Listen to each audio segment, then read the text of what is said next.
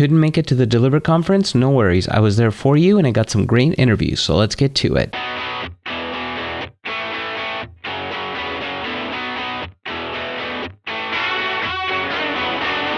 You are listening to the How to Create VR podcast, weekly conversations with VR and AR professional creators, designers, and producers.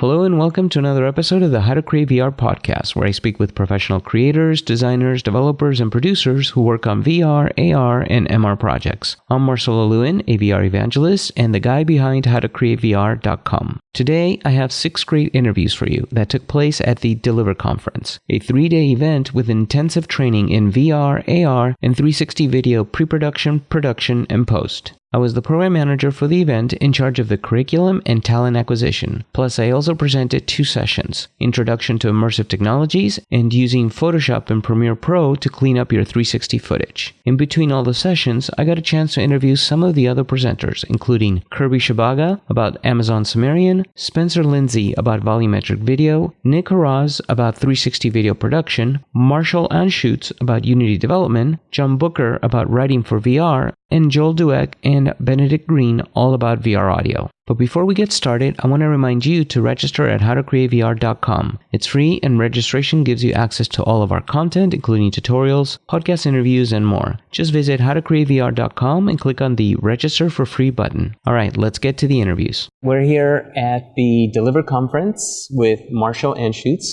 You actually presented here, right? Yes, I did. Okay, cool. And you actually did a couple of tutorials for howtocreatevr.com. Yes, I have. As well. In fact, that's how we met each other. Mm-hmm. So nice to meet you in person, finally. It's great to be here. And I came to your session. You did a great job. Thank you. I've been having a fun time. It's been great. So you're a Unity developer? Yeah, I do Unity. I do a lot of different things, but Unity is my favorite tool, I think, for doing virtual reality programming. Why? It has an easy startup for someone to get into it. Being able to drag a bunch of stuff into the scene, press preview, and be able to put on a Vive headset really shortens the development cycle for people who don't know how to do all the tons of code that you need to boilerplate a VR app. The same thing with augmented reality.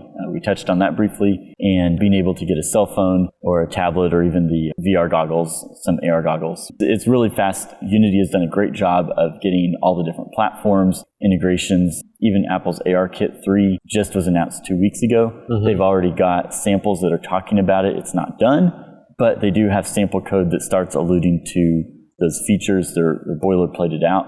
So you can really get in within days or weeks of a new feature, be able to start implementing it in your project. What would be the biggest hurdle for a new developer that wants to create VR? We're talking about Unity here, right? Mm-hmm. But in general. The biggest hurdle was one that we got to experience and work through firsthand in the session, and that is just getting your development station even running with all the tools, with all the code, making sure everything works. We actually had in that room 11 VR headsets running at the same time from HTC with their Vive Pros and even the legacy Vive, the original one. So we had a mix match technology. Honestly, it's just as easy to get one running as it is 10 because you have to set up the lighthouses, you have to set up the tracking, get things calibrated, drivers updated every few days. There's a new software update. So even I worked on the sessions, did some stuff last week. Some of the packages were updated and we had to update those in the middle of the session just to even continue. So there's a lot of that type of stuff that you have to do, and you just kind of have to accept that it's going to happen and not get frustrated when you spend a few minutes to maybe an hour updating every couple of days. Do you feel that's because the industry is still kind of new? There are no standards or things to bootstrap you and get you going quickly? Yeah. If you use the Unreal Engine instead of Unity, they kind of have taken the approach of you start with a version of Unreal Engine, you download all your stuff, and you build from there and never update anything. So if your project takes half a year or a year, you're now a half a year or a year behind their technology, and good luck porting stuff in. Unity has kind of taken the other approach of you can always upgrade. You barely can ever downgrade, but you can always upgrade to the latest versions. So as long as you're willing to fix things, you'll be able to take advantage of some of the latest technologies. So it's kind of a trade-off of do you want to spend time updating and fixing broken code, or do you want to be stuck with technology from when you started the project? One tip for people wanting to get into VR creation? I would say make sure that you don't get a baseline computer. Make sure that you get one that has plenty of RAM, plenty of processing power. Dell supplied us the Alienware machines here. We actually use desktops with really fast graphics cards.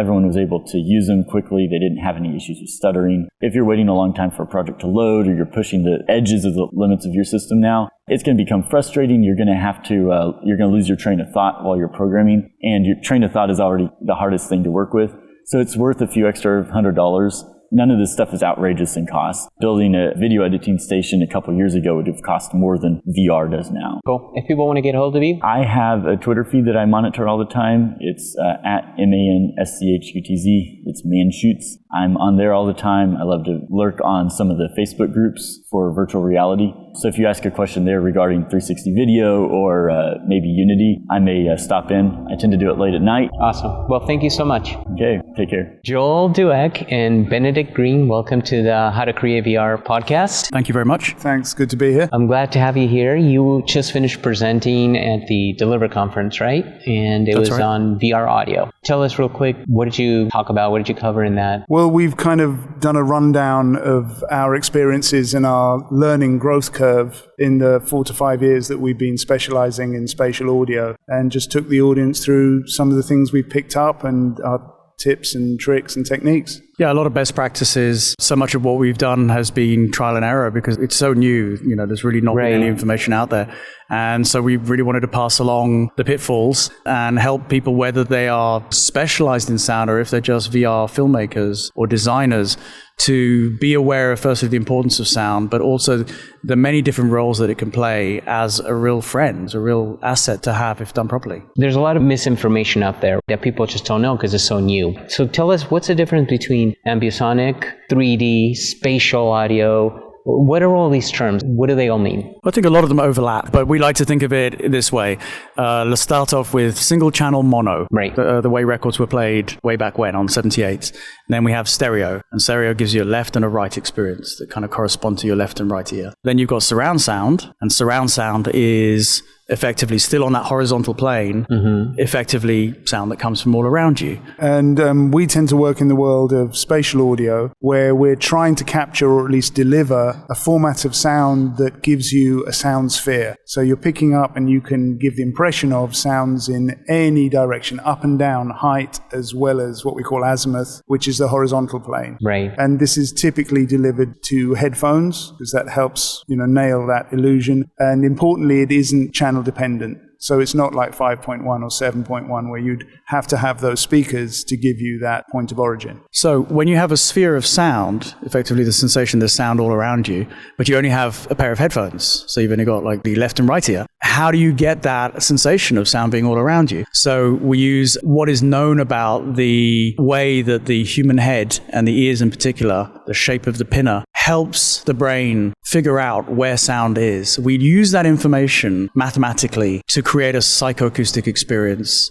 that is then delivered to these headphones. That is called a binaural playback, a binaural experience. Binaural can also be recorded just through one ear and the other ear, 2 ears. What is a source of a lot of the confusion is that these terms that we've talked about, they're used both on the recording side and also on the playback side. So you can record in ambisonic, so we can record with a special microphone a sphere of sound. And then we can also be working, we usually are working in an ambisonic format, which means a multi-channel format, to give us a representation of this sphere of sound. Now, question for you, because one is where you're working and you're recording, right? But most people tend not to use ambisonic mics, right? Because it's more for environment versus like what we're having now, a conversation. Absolutely. So there's the ambisonic in post, I guess you're calling it, where you're using labs, let's say, that you recorded multiple labs, and then in post you spatialize that, and that's called also ambisonic? That's correct. You can create an ambisonic sphere, as you've said, by recording something with an ambisonic mic. You're done. That could then be played back to the systems we deploy. But there are limitations there, so we tend to find ways of getting spot sounds in mono, typically, right, through plant mics, through labs on actors, through ambient stuff, and then that is combined in the edit to create an ambisonic output. But you don't need an ambisonic mic to create an ambisonic output. Got it. So in practice, what we'll do, for example, in Pro Tools, is we'll take our mono track, we'll put it on a track, we'll expand that track out into being effectively a 9-channel track. We pull up our panner, and then we position that mono a sound source wherever we want in that sphere, up or down and everything. And we can also move it around however we want. And then we can output that then as that sphere of sound. That's when you're recording within, let's say, a film or a 360 video. But what about when you're within a game engine, Unity, and there's interactivity now, right? And you don't know where that sound has to follow that person, let's say. That's a very different sort of approach, and it has a load of benefits and a few minor drawbacks. But essentially what's happening is you're leveraging the audio technology in the game engine rather than doing it manually, as Joel was describing, with that kind of follow spot technique, because that depends on linear content. So you know that every time it's played, it's going to be the same experience. As you pointed out in game engine, that's not the case. So essentially, you activate spatial audio SDKs in the game engine. You attach the sound design, the dialogue, what have you, to the in-game object, and the game engine itself will take care of the spatializing, the HRTF technique, to give you that sense of spatial precision. And our process is different. So, for example, if we're doing a cinematic piece and we're working in Pro Tools, we'll build our sound design alongside the video so it synchronizes in our timeline. When we're working for interactive projects, we're basically building a catalog of sounds that we deliver basically as a folder. We give it to the developers with some instructions that this goes there, this goes with that object, that's that speaker, that's, a fork or a knife that you pick up, and we'll, have to work with them to figure out the details of how loud it should be and how it should work spatially. As Ben says, it's all driven then, the actual movements are driven all by the game engine itself. So do you guys feel that audio professionals need to know VR now, or is this something they should look for future projects? Yeah, I would say so. The comparison I like to make is go back to the day again where we were working in mono, and you asked me the question, do you think sound people should start to be thinking about working in stereo? I would say, yeah, I think you should. And I think that's where we are now. We have this opportunity. It's not only in VR, it's AR. There's so many other avenues that have opened up, even creative terms in music and all stuff, where you can use these same tool sets to create experiences that are more interesting, more immersive. So I think it behoves everybody who's interested in sound to learn about it, understand it, see how they would do it. And it's not out of reach to anyone, particularly if you've got that skill set. You could be teaching us plenty. We taught ourselves because of necessity. As Ben said, we have a compositional background mainly. I think anyone that's a sound guy or anyone that's an engineer on that side, a studio engineer, can access these tools for free and play with them and start to incorporate them in their thinking, in their concepts, and help move this whole area forward creatively. Cool. Well, thank you so much for your time. Joel and Benedict, if people want to get a hold of you guys, do you want to give a URL? So we're www.eccovr.com. That's ECCOVR.com. Excellent. All right, guys, thank you so much. Appreciate it. It's a pleasure. Thank you. Thank you very much. John Booker, welcome to the How to Create VR podcast here at the DELLiVR Conference. Great to be here. You're one of the speakers, presenters, and you've been on my site many times. Yes. Your focus is on writing. On writing and storytelling for virtual reality. So how is that different than writing and storytelling for anything? Well, we used the edges of a frame to write for film and television and to take photos and even to work within the confines of online space since the beginning. Right. But now we're working with a medium that we've eliminated the edges of a frame.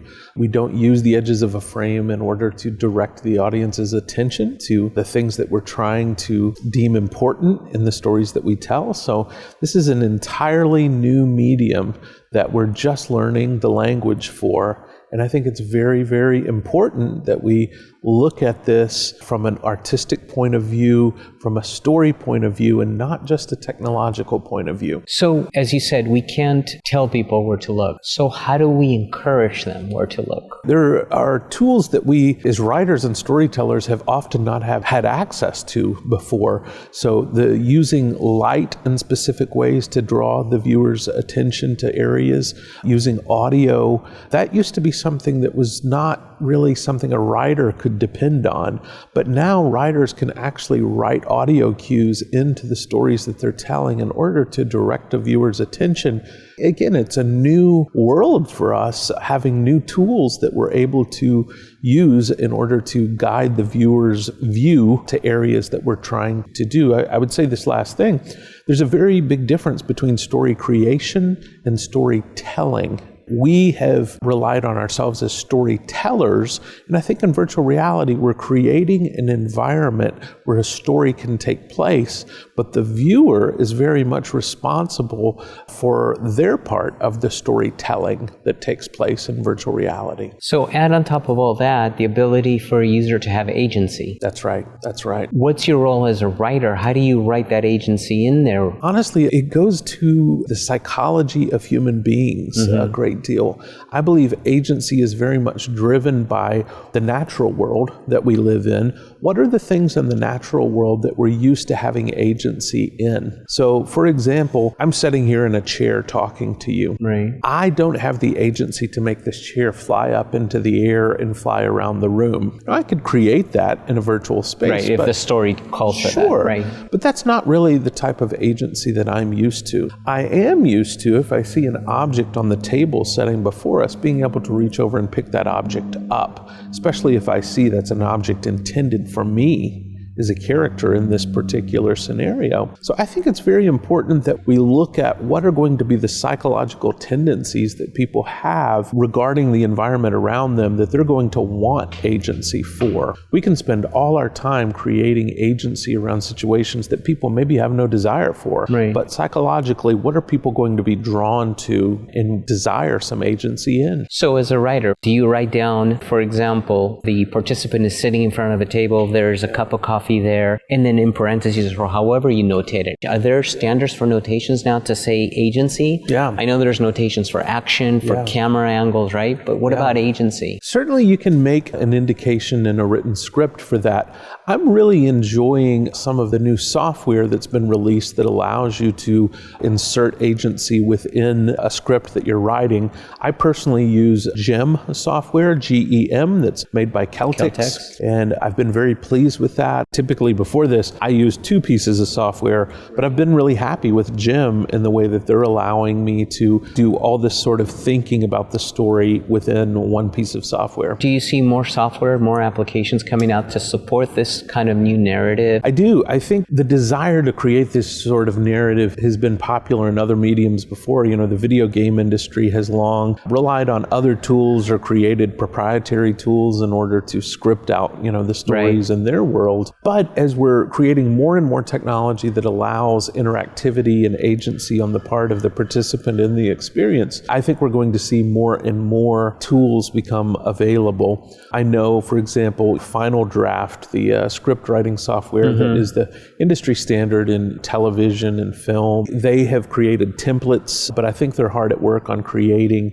software that's going to allow the opportunity for agency to be part of the script writing process with their software. So I think everyone is looking in this direction. Some folks like GEM have already gotten there and are offering great products, and others I think are developing these tools, but it's only going to continue to grow. As younger people are getting older, they're growing up with this ability to make decisions and choices and the experiences that they take part in. It's going to be second nature to those creators who will be creating in the future to give an audience agency in an experience as that agency is desired. I think the other thing to remember here, you know, is that agency is something that many participants would like a lot of, and some participants want a very limited amount of agency. This is something all creators have to remember is, who is my audience? Who is it that I'm trying to create this for? And if we know the audience we're creating for desires a great deal of agency, we need to provide that.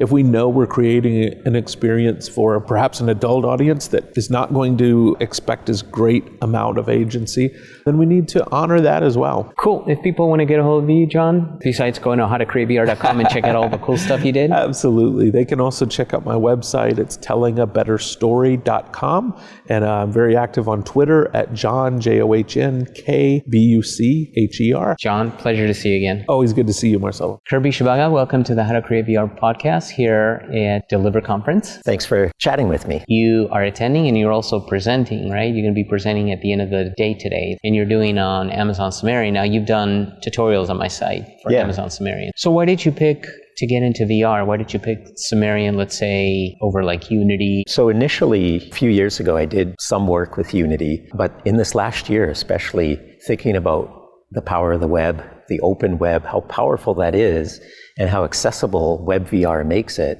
Tools like Sumerian, A-Frame, there's a few other kind of authoring tools. It just makes it so simple for folks to start experimenting and to publish their scene. Why WebVR over native? I mean, do you see that as more of the future for the general public, or why did you pick that? It's hard to bet against the open web and go with just applications, perhaps walled gardens for the stores. So by going to the web, again, your scene is simply a URL. So that could be a very quick pickup for somebody to try and experience, especially now. A lot of experiences are shorter form and may be experienced even on a mobile phone. So there's billions of mobile phones, so you have a pretty big market to start with. And again, for new creators, people interested in 3D content, immersive web, this is a great way to start. All you need is a web browser. Sumerian is a web app that allows you to create WebVR. WebVR is a set of technologies, web-related technologies, correct? Right. So through the World Wide Web Consortium, they set standards for browsers that implement APIs, application programming interfaces. So there's actually a working group that has participants from Apple, surprisingly, just last week, Amazon, Samsung, a number of big companies around the world, Google as well. And they're defining standards for how a web browser can communicate with 6DoF controllers, 3DoF controllers, HMDs, and make that accessible to a web developer. Sumerian itself is working on, since the standard doesn't exist yet, kind of an older protocol, API, along with things like OpenGL to render the scene. And as you said, it is a web application. So once you get into the app, your browser kind of looks like Unity Lite, and you can build up your scene. There's things like state machines and lights, and you can do scripting if you want through JavaScript. Right. And at the end, when you have the scene the way you'd like, you just hit publish, and you end up with a URL that you can share. And then it works whether it's on a HMD or on a web browser, right? So it degrades gracefully. Well, it doesn't quite do that. So you do need to target, what your audience is going to be, the device. Whether it's the browser or the HMD. Yeah. So it does support desktop 3D experience. Right. But if you want to target, for example, Oculus Quest, which is really great right now, you can quickly get started. Like, you don't need a lot of high-end equipment because all you need is the web browser. You could even have a Chromebook and develop there, or a Mac and develop. Once you hit publish, you go into the Oculus browser, hit your link, and enter VR. Now, one of the nice things about any kind of experience is having an app. In other words, being part of the App Store or launching it without a URL. Especially with Amazon Sumerian, the URLs can get rather long and cryptic.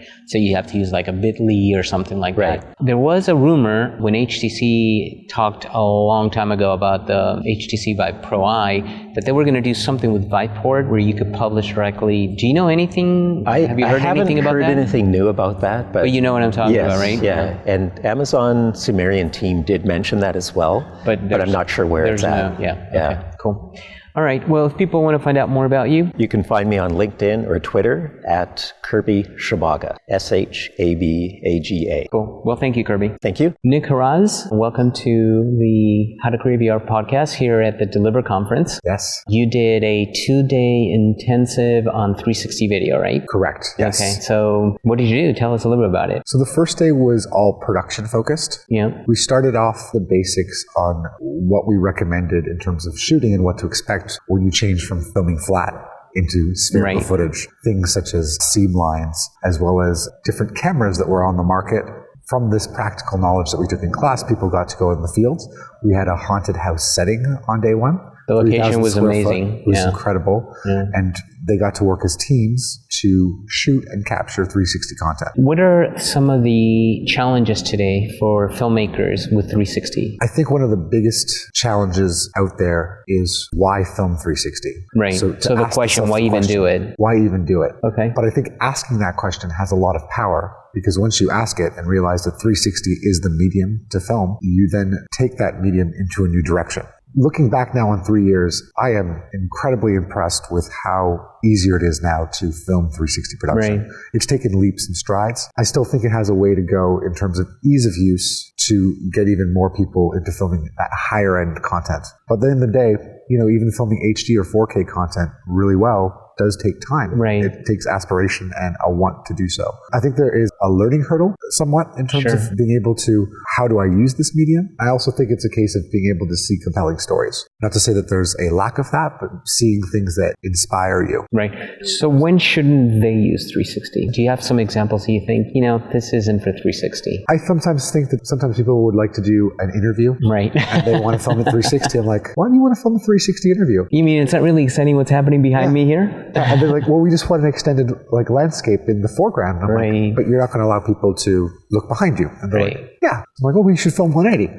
If you want to go in the 360 medium at all, that's going to cut off on half of your bandwidth. I still think that flat video has its place. So in a lot of cases, standard video, which can be compelled and still told from a flat perspective, I still think you should keep that. Right. Where I think there should be more exploration with 360. I'm actually going to go back to the point of the interview. I would like to see in a few years, 360 cameras come to a point where the stitch is better. And I love this idea of thinking of a 360 camera in the table between us. And what we have is a 360 camera that's filming our interview. And we offer and we serve up that interview as a 360 video, but also using 360 for flat storytelling. Right. And that is, to me, is something that I think needs to be explored more and more. The idea of filming 360, but then actually exporting out a flat video. A flat video. And I think you're starting to see a lot more of that, where you see these incredible shots that are, you go like, how do they even do this shot? But it was really a 360 shot, and in post, right? They're panning and moving across the scene. So do you recommend that filmmakers that don't want to do 360, that they still get into 360 and use it as another tool for flatties? 100%. I think that being able to integrate, we're already dealing with mixed camera formats on all types of shoots. Right. On a 4K or professional production, it's extremely common to have an iPhone with you and to rig that iPhone because it's so portable in unique locations and perspectives. Talking about the Insta360 One X, if you had this as a backup camera when you were in a helicopter, using its tracking technology, it's out of this world. Right. So to have those action and interesting perspective shots, I would 100% encourage people to use that as an additional medium to their already arsenal of flat video storytelling technique. Now, continuing on that path is the resolution of a camera. Even though you may have a 5K or 8K camera, 360, that's not really 8K because the viewable port is going to be much, much lower, right? Correct. So using it for flatties, what's the minimum resolution do you recommend? Because if you're shooting, let's say, a 4K video, you want a minimum 4K for your viewable port as well, I would imagine, right? Otherwise, you're going to see too much disparity between the 4K and the lower resolution. Correct. I would say that 8K is what you're serving up if you're doing 4K video. If you're doing HD video, you could get away with some of the action cams that are offered at the 5.7K 5.7K, right. And intertwine it there and even get a little bit of scaling power when you're taking out that card of the spherical image. So that's what I would recommend is that the 8K camera, you're starting or looking at the Pro 2 on the Insta360 side, but there's several other camera manufacturers which are going 8K and beyond. And beyond, like the Titan, I think it's 10K, right? It's 10K, and you get 10-bit color as well. Right, which is crazy. Which is fantastic. Yeah. We actually did a comparison of the shots on day 2 of the workshop, which was all post-oriented. Okay. And the dynamic range is, of course, way better, and the sharpness detail was incredible. Of course, we're looking at it on a computer monitor and not in an HMD. Exactly. But we could see very, not subtle differences, but major differences, like for details such as glass texture within the haunted house. So just one final question. What would you like to change in 360? The majority of people who are engaging with 360 content, we're going to just talk video, still watch and consume it on a mobile device or an app device. Versus an HMD. And I think that people need to have really great experiences on an HMD in order to push the medium forward and to find some way of also consuming some beautifully told 360 stories where don't have other things around them. I love the idea of Google Cardboard and how simple it is to cut off your peripheral. I believe that people need to consume that content more that way, as well as not make people motion motion sick when Exactly. watching and engaging the content. I find it so interesting that a lot of the prosumer 360 cameras are staged as action cams. But the least thing I think that you should do when you're telling 360 stories is necessarily move the camera. You want to keep it static, and there's so much power with even keeping it static. Sure. As in, you can find ways of engaging them through motion graphics or sound cues.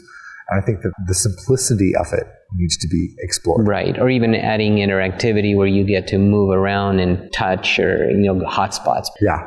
I'd love to talk to you more, but if people want to get a hold of you, You can reach me actually at my site, www.creative111.com. Oh, cool. And then feel free to email me there too, if anyone has any questions. great. All right, Nick, thank you so much. I appreciate Thank it. you so much. It's been awesome. Spencer Lindsay, welcome to the How to Create VR podcast here at the DELLiVR Conference. Thank you. Glad to have you here. Yeah, thanks for calling me. That was serendipitous. So let's talk about, you're a volumetric video expert. What is volumetric video, and how is that different than photogrammetry? Photogrammetry is used in volumetric video. Some systems use photogrammetry exclusively, and some systems use photogrammetry and also structured light and time of flight, IR. So volumetric video is a system in which you point a whole bunch of sensors at an actor or a subject, and you sync all of those sensors together, whether they're cameras or IR sensors, and you fire them off at between 30 and 60 frames a second. All of that data per time slice is numbered, cataloged, and stored in an NAS somewhere on stage. All of that data from each camera, 40 Views has 32 cameras, Microsoft has something like 114 cameras and sensors. So all of that data goes into a big giant network accessible storage system. Then you take those terabytes of data and you put them through a big compute stack, and you run all of your processes on them, all of your photogrammetry, your reconstruction of the point cloud, and all of that stuff. So it's building the whole scene together. So it's building each individual from every angle. From every angle, but every angle creates one 3D mesh per frame. So if you're running at 60 frames a second, then you have 60 3D meshes and 60 texture maps per frame as raw data. It's raw output from this system. Then there's post-processing on that, and there's a bunch of companies that do this. That is where you start getting things like compression and making it easier to push this stuff through a thinner pipe. What it becomes is what Microsoft called in their research paper in, I think, like 2010, they call it view-independent video. So with an HMD on, or with flat panel and being able to move it around with a mouse or your finger, you can view the action that occurred on that stage exactly as it occurred from any direction, which is kind of cool. How is that different than light field cinematography? Light field cinematography is awesome, and you have a volume in which you can move your head and see depth and parallax, and it's beautiful and is also very, very high bandwidth, but you can't move all the way around the other side of the character yet. When you take a light field, you are, and I'm not a light field expert, but as I understand it, you're pulling in data from a volume of a scene. So within that volume, you can see parallax and get closer and further away. But generally, I think the largest one was the one that Lytro made, and it was like freaking 14 feet long or something like that, and like 8 feet wide. And I think the largest volume was 3.5, 4 feet as a cube. You could move your head around. So there's limitations to that. It sounded like we need tons and tons of storage and tons of computing processing to use it. Now, you were also showing me a couple of minutes ago something you were doing with the phone. Yeah, with the Scandi stuff, with the Hoxel. Yeah. So when are we going to get to the point where we can do the high end that you were talking about with the 100 cameras, but do it with the phone? I don't know the answer to that question. I want to know exact time and date. Yeah, right. Well, if you think about it this way, everyone brings up this movie when they talk about science fiction displays and stuff. It makes all of us in the industry crazy, but I'm going to do it too. You saw Minority Report. Yeah, of course. Okay. I'm not talking about the crazy display. I'm talking about the home movie that he was watching with his little boy. That is what Hoxel, what Depth Kit, what Kinect was doing a long time ago. That's a single point of view 3D volumetric video. And that's what these guys at Hoxel are doing. Unless you have another camera on the other side of your subject, then you can't get that data. I mean, maybe if you had some crazy algorithm and you could put a mirror behind it and, but the way it's set up right now, you need multiple cameras in order to get a full 360 wrap of each individual mesh. All right, we could talk for another hour, but if people want to get a hold of you? Yeah, my company is Lindsay Digital, LINDSAY digital.com. Soon going to become etribe.com. All right, Spencer, thank you so much for your time, and thank you for presenting here. Yeah, this is great. Thanks. I hope you enjoyed my interviews at the DELLiVR Conference, and thanks to all the great presenters. It was a real treat working with each of them. I also want to thank you for listening to my interviews today. Just a quick reminder, if you want to access all of our content, including tutorials, podcast interviews, and more, register for free at howtocreatevr.com. So until the next episode, I'm Marcelo Lewin. Cheers, everyone.